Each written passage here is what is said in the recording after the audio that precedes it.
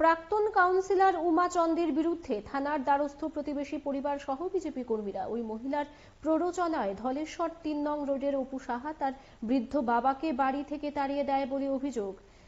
এমনই স্ত্রীর ওপর অত্যাচার করে অপু সাহা, সবই নাকি উমা চন্দের দৌলতে। তিনি নাকি অপুকে পরামর্শ দিয়েছেন বাড়ি বিক্রি করে ভাড়া চলে যেতে, তাই নিজের ছেলে এবং বাড়ি রক্ষার জন্য বনমালীপুরের বিজেপি কর্মীদের সাহায্যে পূর্ব মহিলা থানায় ডেপুটেশন প্রদান করা হয়। ছেলেরে প্রলোভন দিয়া উমা চক্রবর্তী আমার বাড়িতে রাত ১:৩০টার সময় পুলিশ ঢুকাইয়া ওরে প্ররোচনা দিয়া আমারে বাইর করছে। পুলিশ আমারে পারছে না, আমি রক্ষা দাঁড়াইছি। তার প্রায় ঘন্টানিক লড়াই পরে পুলিশ আয়া বসে এই উমা চক্রবর্তী ঢুকাই উমাচন্দ্র।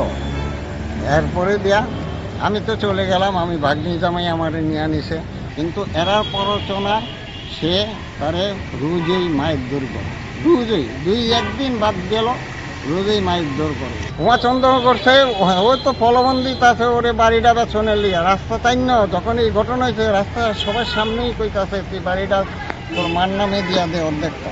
তো অর্ধেকটা যেমন মানে বাড়িটারে বিল্ডিং সিল্ডিং ভাঙিয়া ১২টা বাজাইব, এরপর তোরটাও দেয়, এরপর বেচা এরা ৫-১০ লাখ টাকা মাহবুতে দিল আর সব রস খাইল। এই উদ্দেশ্য।